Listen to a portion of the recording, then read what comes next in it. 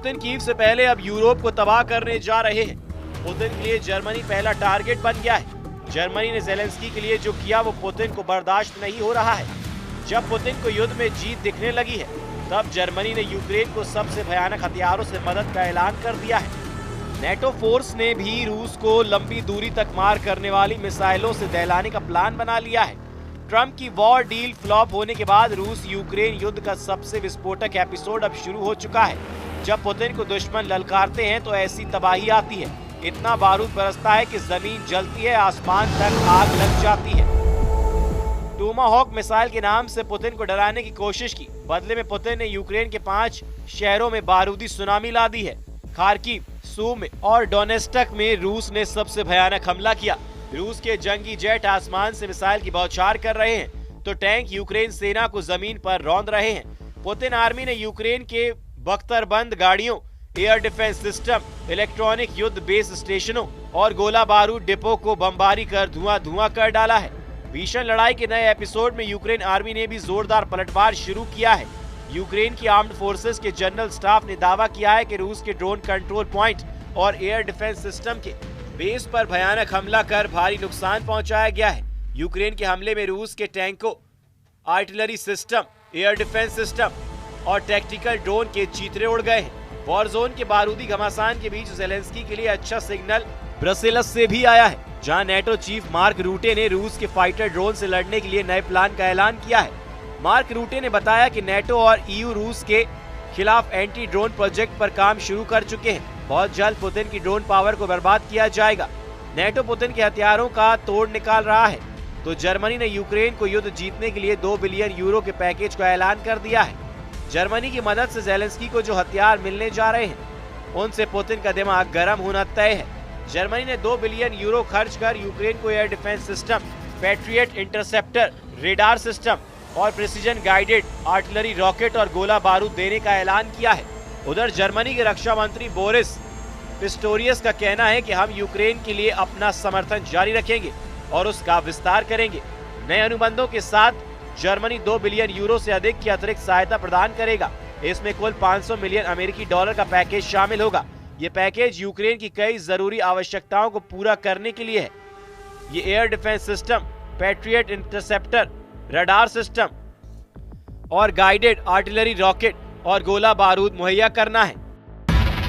Putin से डरकर European union खुलकर युद्ध में आ गई है, क्योंकि प्रेसिडेंट ट्रंप को अब पुतिन को समझाने का कोई रास्ता नहीं सूझ रहा है। ट्रंप ने अपनी बेबसी को बयां करते हुए एक बार फिर से पुतिन से युद्ध खत्म करने की अपील की है। ट्रंप ने ये तक कहा है कि जिस युद्ध को पुतिन 3 हफ्ते में जीत सकते थे, वो अंतहीन युद्ध बन चुका है। अमेरिकी राष्ट्रपति ट्रंप का दावा है कि हम राष्ट्रपति पुतिन से बस यही चाहते हैं कि इस जंग को रोके, यूक्रेनियों को मारना बंद करे और रूसियों को मारना बंद करे, क्योंकि ये बहुत सारे रूसियों को मार रहा है। फिर ये कि जंग से उनकी छवि अच्छी नहीं दिखाई देती है। ये एक युद्ध है जिसे उसे 1 सप्ताह में जीत लेना चाहिए था और अब वह 4थे वर्ष में जा रहा है। ऐसा नहीं लगता है कि यह बड़ी तथाकथित युद्ध मशीन अच्छा काम कर रही है। प्रेसिडेंट ट्रंप के सभी ऑफर को पुतिन पहले ही ठुकरा चुके हैं, जबकि ट्रंप दावा कर रहे हैं कि 2 महीने पहले उन्होंने वॉर डील फाइनल कर ली थी। ट्रंप पुरानी शर्तों पर पुतिन से युद्ध समझौते की अपील कर रहे हैं। साथ ही पुतिन के खिलाफ गुटबाजी भी तेज कर चुके हैं। तुर्की के राष्ट्रपति एर्दोआन को रूस यूक्रेन युद्ध रुकवाने का टेंडर देकर ट्रंप ने एक नया ट्विस्ट भी ले लिया है। हालांकि ट्रंप के ऐलान कुछ ही देर बाद पुतिन ने करारा जवाब दिया है। मॉस्को में पुतिन ने तुर्की के सबसे भरोसेमंद लीडर का ग्रैंड वेलकम कर ट्रंप को शॉक दे दिया है। सीरिया के राष्ट्रपति अहमद अल शरा ने पुतिन से मॉस्को में मुलाकात की है। दोनों नेता पहली बार आमने सामने आए हैं। पुतिन ने जिस अंदाज में कमांडर जुलानी उर्फ अहमद अल शरा की तारीफ की है, उससे ट्रंप को करंट लग गया है। सीरिया के राष्ट्रपति अहमद अल शरा की असल पहचान कमांडर जुलानी की है, जिन्होंने सीरिया में बशर अल असद की सत्ता को उखाड़ फेंका है। बशर अल असद वो है जिन्हें पुतिन की पसंद माना जाता है। ताज्जुब ये है कि अब भी बशर अल असद पुतिन की ही शरण में है, फिर भी उन्होंने अहमद अल शरा को अपने पाले में ला खड़ा किया है। पुतिन के इस दाव से ट्रंप के साथ तुर्की के राष्ट्रपति एर्दोआन के भी होश उड़ गए हैं। कमांडर जुलानी से पुतिन ने कई गारंटी भी ले ली है। सीरिया में रूस के सैन्य अड्डे दोबारा जल्द ही एक्टिवेट होने वाले हैं। साल 2017 में रूस और सीरिया के बीच एक समझौते पर हस्ताक्षर हुआ था, जिसके तहत सीरिया ने 49 सालों के लिए तारतुस और खमाइमिम में रूस को सैन्य अड्डा की इजाजत दे दी थी।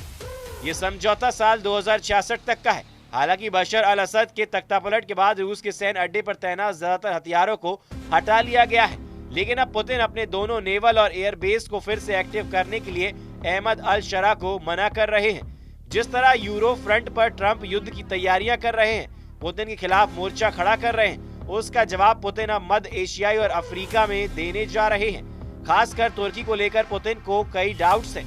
तुर्की ने सीरिया सिविल वॉर के समय रूस के जंगी जेट तक को मार गिराया था।